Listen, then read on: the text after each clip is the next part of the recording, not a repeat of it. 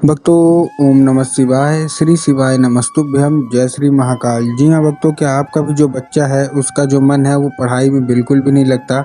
आप लोग उसकी पढ़ाई के लिए बहुत ज़्यादा परेशान रहते हो कि आखिरकार हमारा जो बच्चा है वो पढ़ता क्यों नहीं है। जब भी आप उसको पढ़ाने के लिए बैठाओगे तो इधर उधर के कामों में लग जाएगा, लेकिन पढ़ेगा बिल्कुल भी नहीं और कुछ भी नहीं करेगा। पढ़ाई बस तो ठीक है, मतलब कितनी भी समय किताब ही नहीं खोलता है। आप लोग रोज़ बोलते हो कि भाई तुम पढ़ो बेटा तुम पढ़ो, लेकिन फिर भी उसका जो मन है वो पढ़ाई में बिल्कुल भी नहीं लगता। तो ऐसे में कौन सा उपाय करें ताकि उसका जो मन है ना वो पढ़ाई की ओर लगे, पढ़ाई की ओर आकर्षित हो। आज की इस वीडियो के माध्यम से हम आपको बताने वाले हैं कि आपको करना क्या है।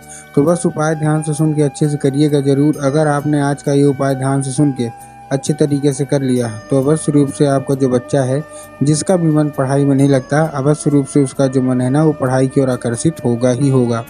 क्या करना है, कैसे करना है, पूरा आपको समझाने वाला हूँ। तो बस उपाय ध्यान से सुन के अच्छे से करिएगा ज़रूर। देखिए, पूज्य गुरुदेव की जो कथा होती है ना, जैसे कि बाद आपको पता है कि जब गुरुदेव की कथा होती है तो गुरुदेव की कथा में लाखों की भीड़ आती है। कैसे भीड़ आती है?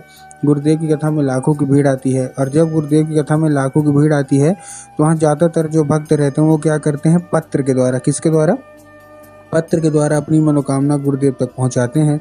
तो अभी गुरुदेव की कथा चल रही थी, आज से मतलब 4-5 महीना पहले की बात है। गुरुदेव की कथा चल रही थी और गुरुदेव की कथा में लाखों की भीड़ आई। अब जब गुरुदेव की कथा में लाखों की भीड़ आई तो वहाँ ज़्यादातर जो भक्त थे उन्होंने क्या किया, पत्र के द्वारा अपनी मनोकामना गुरुदेव तक पहुँचाई। जब गुरुदेव के पास पत्र पहुँचा और गुरुदेव ने पत्र पढ़ा तो वहाँ गुरुदेव ने देखा कि ज़्यादातर जो माता पिता है ना उनकी केवल और केवल एक ही मनोकामना है, मतलब उन्हीं का पत्र था और उनकी केवल और केवल एक मनोकामना है कि गुरुदेव हमारा जो बच्चा है उसका जो मन है वो पढ़ाई की ओर बिल्कुल भी नहीं लगता। हम लोग बहुत कोशिश करते हैं कि वो पढ़ाई करे, लेकिन फिर भी हमारे बच्चे का जो मन है एक भी पढ़ाई की ओर आकर्षित नहीं होता। हमने उसके पीछे क्या कुछ नहीं किया, हमने बहुत अच्छी उसको स्कूल में डाल के रखा है, बहुत अच्छा कोचिंग ट्यूशन दे रहे हैं, हर एक तरह की सुख सुविधा दे रहे हैं, लेकिन फिर भी हमारे बच्चे का जो मन है ना वो पढ़ाई में बिल्कुल भी नहीं करता। कृपया करके कोई उपाय बता दें, हम लोग बहुत ज़्यादा परेशान हैं। जब गुरुदेव ने ये देखा तब गुरुदेव ने 2 से 3 उपाय बताए और कहा केवल और केवल ये उपाय कर लेना। तुम्हारा जो भी बच्चा है जिसका भी मन पढ़ाई में नहीं लगता, केवल और केवल ये उपाय कर लेना, अवश्य रूप से उसका जो मन है ना वो पढ़ाई की ओर लगेगा ही लगेगा। अब जब गुरुदेव ने उपाय बताया तो लोगों ने जा जाके इस उपाय को घर में करना शुरू कर दिया। अब जैसे ही लोगों ने जा जाके इस उपाय को घर में करना शुरू कर दिया, वही लोग गुरुदेव की कथा में मात्र 1 से 1.5 महीने के बाद वापस आए। अब जब वही लोग गुरुदेव की कथा में वापस आए तो उन्होंने क्या किया, फिर से एक बार गुरुदेव को पत्र लिखा। लेकिन ये वाला जो पत्र था ये गुरुदेव को धन्यवाद के रूप में पत्र था कि गुरुदेव धन्य हो आपका, आपके द्वारा बताया गया उपाय हमने कर लिया है। हमारी सारी की सारी जो इच्छा थी, सारी की सारी जो मनोकामना थी वो पूरी हो गई है। हमारा जो बच्चा था ना जिसका मन बिल्कुल भी मतलब पढ़ाई में नहीं लगता था, अब वो बिना बोले बिना कुछ कहे अपने आप पढ़ाई करने लगा है। आपका कोटि कोटि धन्यवाद। तो देखिए, जो लोग भी मेरी आवाज़ सुन रहे हैं ना, अगर आपको भी जानना है कि आखिर ऐसा कौन सा उपाय है जिसको करने मात्र से जो बच्चे होते हैं वो पढ़ाई की ओर आकर्षित होने लगते हैं, तो चलिए हम बताते हैं आपको आज की इस वीडियो के माध्यम से कि आपको करना क्या है। तो बस उपाय ध्यान से सुन के अच्छे से करिएगा ज़रूर। लेकिन उससे पहले चैनल पर अगर पहली बार आए हैं और आवाज़ मेरी पहली बार सुन रहे हैं तो वीडियो कर दें लाइक और चैनल को भी कर लें सब्सक्राइब, ताकि पूजनीय पंडित प्रदीप जी मिश्रा के रोज़ नए नए उपाय जो कि मैं उनकी कथा से सुनता हूँ, श्रवण करता हूँ, सबसे पहले मैं आपको प्राप्त करा सकूँ। ठीक, तो देखिए, जो हमारा सबसे पहला उपाय है, इस उपाय में आपको करना क्या है। इस उपाय में आपको सिंपल सा पहला जो हमारा उपाय है 3 काली तिल और 1 धतूरे का उपाय है। ठीक ना, आपको करना क्या है, इस उपाय में 3 काली तिल लेना है और 1 धतूरा लेना है। अब देखिए, काली तिल और काली मिर्च में ना बहुत सारे लोग कंफ्यूज भी होते हैं कि काली तिल लेना है हमको कि काली मिर्च लेना है। तब गुरुदेव ने साफ साफ बताया कि आपको क्या लेना है, आपको लेना है काली तिल और साथ में 1 लेना है धतूरा। ले लिया और अपने बच्चे के हाथ में दे के उसको भेज दीजिए कहाँ, सीधा सीधा शिव मंदिर। अब जैसे आपने शिव मंदिर भेजा, शिव मंदिर भेजने के बाद उसको बोलना क्या है कि दक्षिण दिशा में खड़ा हो जाए और उत्तर की ओर अपना चेहरा कर ले।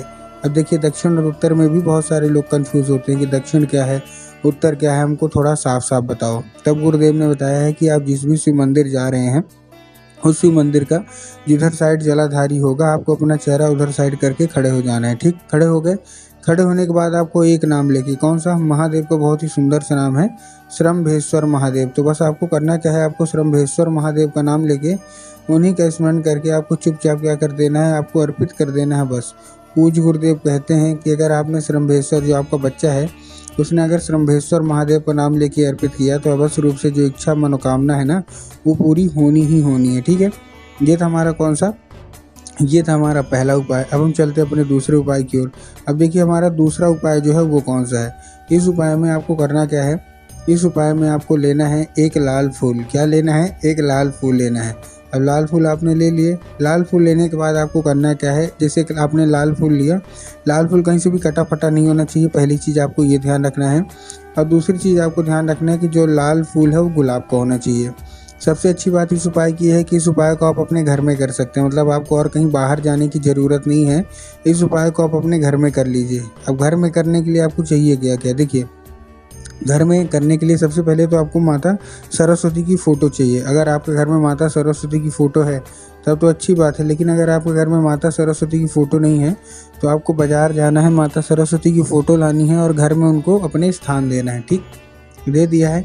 अब शाम के वक्त जब भी आपके घर में पूजा पाठ होती है ना, तो आपको शाम के वक्त वो क्या करना है, वो लाल फूल उठाना है और क्या करना है, माता सरस्वती को अर्पित करना है और माता से उसको औषधि के रूप में मांगना है कि माता कृपया करके हमको इसको औषधि के रूप में प्रदान करिए। हमारा जो बच्चा है वो बिल्कुल भी पढ़ाई नहीं करता। अब क्या होगा, वो औषधि का रूप ले लेगा। बस आपको करना क्या है, उसी रात जब आपका बच्चा खाना पीना खा के सो जाए, फिर आप मतलब अर्पित करके आप अपने काम धाम में लग जाइए, जो भी है खाना पीना। और फिर जब आपका बच्चा उसी रात खाना पीना खा के सो जाए तो आपको वही लाल फूल उठाना है और अपने बच्चे के माथे पे 2 से 3 बार आपको फेर देना है। पूज्य गुरुदेव कहते हैं कि अगर आपने केवल इतना ही कर लिया तो उस फूल के जरिए माता सरस्वती स्वयं उसके दिमाग में प्रवेश कर जाएंगी और उसका जितना भी दिमाग इधर उधर के कामों में लगता है, वहाँ से न लग के केवल और केवल उसका जो दिमाग है ना, वो पढ़ाई की ओर ही लगेगा ही लगेगा। ठीक, ये था हमारा दूसरा उपाय। अब हम चलते हैं अपने तीसरे और आखिरी उपाय की ओर। अब देखिए जो हमारा तीसरा और आखिरी उपाय है उसमें आपको क्या करना है। जो हमारा तीसरा और आखिरी उपाय है, इस उपाय में आपको लेना क्या है, इस उपाय में आपको लेना है, आपको एक पान का पत्ता लेना है और उसके ऊपर शहद का लेपन कर देना है। तो पान का पत्ता लिया, उसके ऊपर से शहद का लेपन कर दिया। अब किधर साइड करना है, जिधर चिकना साइड होगा ना उधर आपको शहद का लेपन करना है। ठीक, कर दिया। अब करने के बाद आपको करना क्या है, जैसे आपने शहद के लेपन कर दिया, शहद के लेपन करने के बाद अपने बच्चे के हाथ में दे के उसको भेज दीजिए कहाँ, सीधा सीधा शिव मंदिर। अब जैसे ही आपका बच्चा शिव मंदिर पहुँचेगा, शिव मंदिर पहुँचने के बाद उसको क्या बोलना है कि बाबा, आपके दिमाग में आकर कि जाएंगे बाबा भोलेनाथ के ऊपर अर्पित करवा देंगे, जो कि पूर्णतः गलत है। आपको बाबा भोलेनाथ के ऊपर अर्पित नहीं करवाना, आपको कहाँ अर्पित करवाना है, माता शोक सुंदरी के ऊपर।